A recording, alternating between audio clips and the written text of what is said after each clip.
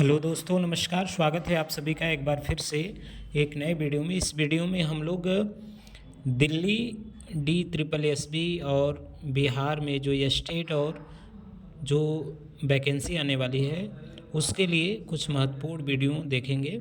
इसमें हम आज जो शुरुआत कर रहे हैं वह साहित्य इतिहास लेखन की परंपरा में इसमें दो प्रमुख रचनाकार जो मिश्र बंधु और रामचंद्र शुक्ल के बारे में ध्यान से हम समझेंगे। तो चलिए शुरू करते हैं। हिंदी साहित्य लेखन की परंपरा के इतिहास में बात किया जाए तो मिश्र बंधु जो हैं वह एक प्रसिद्ध साहित्य इतिहास लेखन है।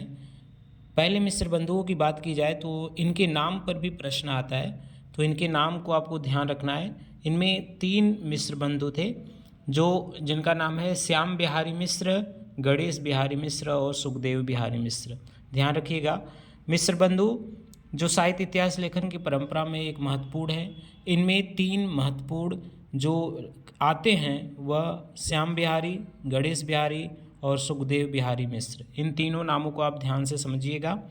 रचना इनके द्वारा जो लिखा गया वह मिश्र बंधु विनोद है। यह 4 भागों में प्रकाशित है, इसे आपको ध्यान रखना है।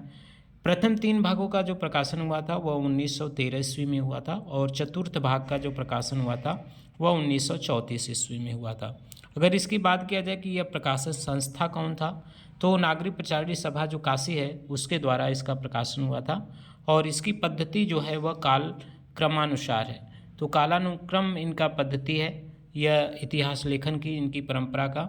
इनकी कुल रचनाकारों की बात किया जाए यानी इस इतिहास ग्रंथ में जो मिश्र बंधु विनोद है इसमें उन्होंने कितने कवियों को शामिल किया था तो 4591 अर्थात लगभग बात की जाए तो 5000 कवियों को इन्होंने शामिल किया था अपने इतिहास ग्रंथ के लिए।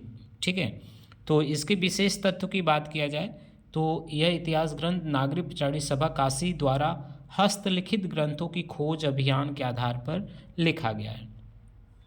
जो नागरिक प्रचारणी सभा द्वारा एक हस्तलिखित ग्रंथों का खोज अभियान चला था वह खोज अभियान जो चला था वह 1900 से 1921 ईस्वी तक चला था। उसी के अंतर्गत यह इतिहास ग्रंथ लिखा गया। इस तथ्य को ध्यान रखिएगा। इन्होंने हिंदी साहित्य के विकास क्रम को मुख्यतः 5 युगों में तथा उप विभाजन सहित कुल 8 युगों में बांटा गया है। ठीक है, इन्होंने 5 युगों में बांटा है और वह युग का नाम आगे जो है वह बता दिया जाएगा जब इसके विभाजन बताए जाएंगे। तो इन्होंने कुछ और तथ्य देखिए। इन्होंने आदिकाल को जो कहा है वह आदिकाल को आरंभिक काल कहा है और रीतिकाल को अलंकृत काल का है और आधुनिक काल को वर्तमान काल का है। ध्यान रखिएगा, इन्होंने आदिकाल को आरंभिक काल, रीतिकाल को अलंकृत काल और आधुनिक काल को वर्तमान काल कहा है। मिश्र बंधु विनोद ने हिंदी के प्रथम कवि के बारे में कोई विचार नहीं किया है, किंतु गोरखनाथ को इन्होंने हिंदी का प्रथम गद्य लेखक या गद्यकार माना है। ध्यान रखिएगा, प्रथम कवि के बारे में इन्होंने कोई विचार नहीं किया, लेकिन इन्होंने हिंदी के प्रथम गद्यकार को किसने माना है? गोरखनाथ को हिंदी का प्रथम गद्य लेखक माना है। तो इस तथ्य को भी ध्यान रखिएगा। चलिए आगे बढ़ते हैं। अगला जो है इस तथ्य को ध्यान से समझिएगा। हिंदी साहित्य में इतिवृत्तात्मक पद्धति का प्रयोग सबसे पहले मिश्र बंधु विनोद में ही किया गया है। इतिवृत्तात्मक का मतलब कवियों का जीवन परिचय देना, यह मिश्र बंधु विनोद में ही सबसे पहले कहा गया है। यानी कि जो भी रचनाकार को उन्होंने शामिल किया उनके जीवन के बारे में भी उन्होंने बताया है। आचार्य रामचंद्र शुक्ल ने मिश्र बंधु विनोद को एक बड़ा भारी वृत्त संग्रह कहा है, यानी वह इतिहास लेखन ग्रंथ नहीं मानते बल्कि एक उन्होंने माना है कि मिश्र बंधु विनोद जो है वह एक बड़ा भारी वृत्त संग्रह है तथा जो मिश्र बंधु हैं वह एक परिश्रमी संकल्पकर्ता कहा गया है। इसे भी आप ध्यान रखिएगा। इसके बाद आगे बढ़ते हैं। आचार्य रामचंद्र शुक्ल ने अपने इतिहास ग्रंथ के लिए कवियों का परिचयात्मक विवरण मिश्र बंधु से ग्रहण किया है। यह एक महत्वपूर्ण तथ्य है, इसे ध्यान रखिएगा कि रामचंद्र शुक्ल ने यह स्वीकार किया है कि मैं अपने इतिहास ग्रंथ में जब वह हिंदी साहित्य का इतिहास लिख रहे थे तो उन्होंने मिश्र बंधु विनोद से ही सहारा लिया था और वह किस क्षेत्र में? कवियों का परिचयात्मक विवरण के लिए उन्होंने वहाँ मिश्र बंधु विनोद से उन्होंने ग्रहण किए थे। आगे बढ़ते हैं, आगे देखते हैं। अब अगला जो इतिहास ग्रंथ है वह रामचंद्र शुक्ल द्वारा रचित हिंदी साहित्य का इतिहास है। यह एक महत्वपूर्ण इतिहास ग्रंथ है, आप सभी जानते हैं। तो रामचंद्र शुक्ल के बारे में बात किया जाए तो उनका जो जन्म है 1884 और मृत्यु 1941 ईस्वी में। इनकी जो रचना है वह हिंदी साहित्य का इतिहास है। यह प्रकाशन वर्ष जो है वह 1929 ईस्वी है, इसे याद रखिएगा। यह जो पद्धति है वह विधेयवादी, और हिंदी साहित्य के इतिहास लेखन में जो विधेयवादी पद्धति है वह सर्वश्रेष्ठ पद्धति मानी गई। यानी कह सकते हैं कि रामचंद्र शुक्ल का जो इतिहास है वह सही माने में हिंदी का पहला प्रमाणिक इतिहास ग्रंथ माना जाता है और विधेयवादी पद्धति में लिखा गया। इसमें अगर इस ग्रंथ में यानी हिंदी साहित्य का इतिहास जो रामचंद्र शुक्ल द्वारा लिखा गया है, इसमें कुल रचनाकार के बारे में बात किया जाए तो 997 लगभग 1000 ईस्वी के आसपास इसमें कवि हैं। ठीक है, यह इतिहास ग्रंथ, यह तथ्य ध्यान रखिएगा, यह इतिहास ग्रंथ हिंदी शब्द सागर की भूमिका के रूप में लिखा गया था।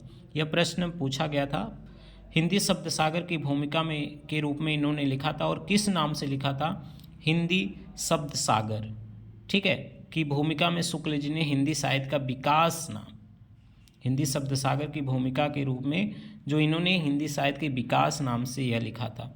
तो ध्यान रखिएगा, हिंदी शब्द सागर की भूमिका के रूप में इन्होंने हिंदी साहित्य का विकास नाम से लिखा गया। यानी इस ग्रंथ का पहला नाम अगर आपको कहा जाए, पूछा जाए तो हिंदी साहित्य का विकास नाम से इन्होंने यह रचना लिखा था। ध्यान रखिएगा इस बात को।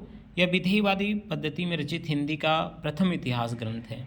यह जो लिखा गया है वह हिंदी का प्रथम इतिहास ग्रंथ है और इसे सही अर्थों में हिंदी का पहला प्रमाणिक ग्रंथ माना जाता है, पहला इतिहास ग्रंथ माना जाता है जो बहुत प्रमाणिक हो। एक तथ्य जो महत्वपूर्ण है, इसका संशोधित एवं परिवर्तित संस्करण 1940 में प्रकाशित हुआ था। इस बात को भी ध्यान रखिएगा कि इस ग्रंथ का जो संशोधित एवं परिवर्धित संस्करण है वह 1940 ईस्वी में प्रकाशित हुआ था। आगे कुछ और तथ्य देख लेते हैं। शुक्ल जी ने हिंदी साहित्य के इतिहास में जो विकास क्रम है उसको 4 युगों में बांटा है, इससे आप ध्यान रखिएगा। शुक्ल जी मुंज या भोज को हिंदी का प्रथम कवि मानते हैं। शुक्ल जी मुंज या भोज को हिंदी का प्रथम कवि मानते हैं और शुक्ल जी ने चंद्रबरदाई को हिंदी का प्रथम महाकवि माना।